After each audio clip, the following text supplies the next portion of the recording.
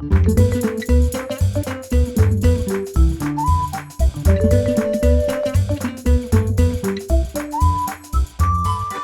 amigos, bienvenidos, hi friends, and welcome back to another great lesson of the Language Tutor Spanish.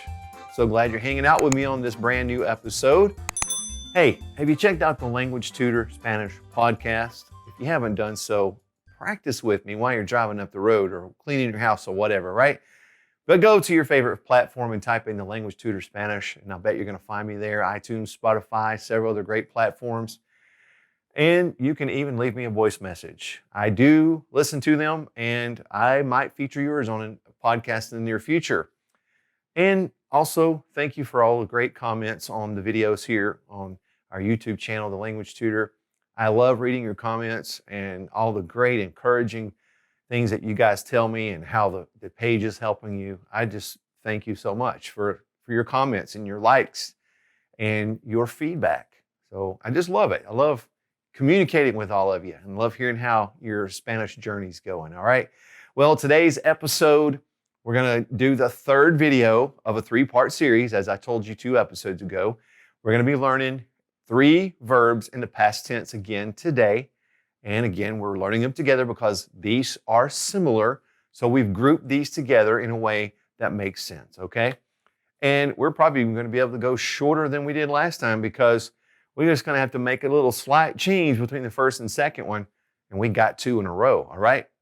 So let's first of all put the 3 verbs up there. First of all is this one. It is poder, which we learned when we did stem changing verbs in the present tense. It's a UE stem changer, but poder means to be able to. This is how we say you can do something or something can happen, okay? So poder means to be able to or can.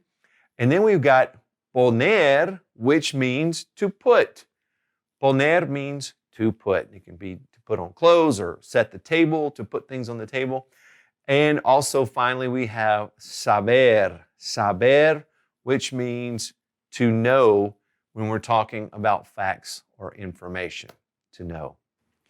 So let's go ahead and put our chart up there. And let's start with the verb poder. Let's get those conjugations up there. First of all, the yo form. We're going to use in all these. Remember last time we used use with estar and andar and tener?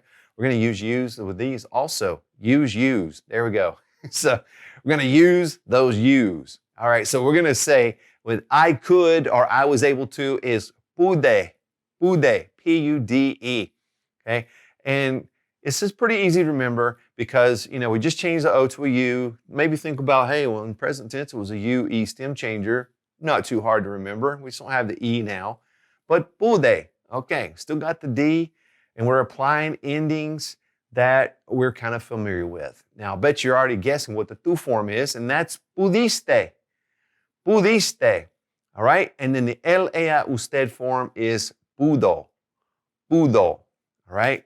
Up at the top right, we've got pudimos. We could, we were able to. Pudimos. For the vosotros form, take the tu, move it over, add the is, pudisteis, pudisteis. And the el, ella, usted form is pudieron, pudieron. All right. Now, the next verb, we're going to just leave those conjugations here for a second. The next verb we're going to talk about is the verb poner, which means to put. But now watch. I'm going to do a little magic trick here. Okay, all those D's are just going to change to S right now. There you go. All we do is change that D to S, and we've got the forms of poner in the past tense now. So that's easy to remember. Slight change. And I know that's a little weird because we're going poner, to put, with an N in the middle. Now there's an S there. Yes, it's irregular. It kind of doesn't really follow what we might think of as a pattern, but it's okay. That's what happened when it came from Latin. Certain things just happen, and they did. Okay. But all we do is change those D's to S's, and we got it. All right. Now let's do the last verb, which is saber, to know. And this time, saber, that B in the middle, is going to change to a P. But once we know that, and we already know it's got a U there, we can probably start putting together the pattern. Supe. Supiste.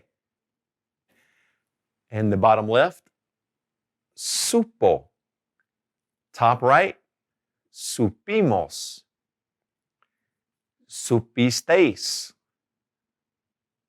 In the bottom right, supieron. So now we know how to say I knew, he knew, we knew, they knew, everybody knew. We got it down. All right, guys. Well, that short little lesson for you gave you 3 new verbs to pull into your conversation.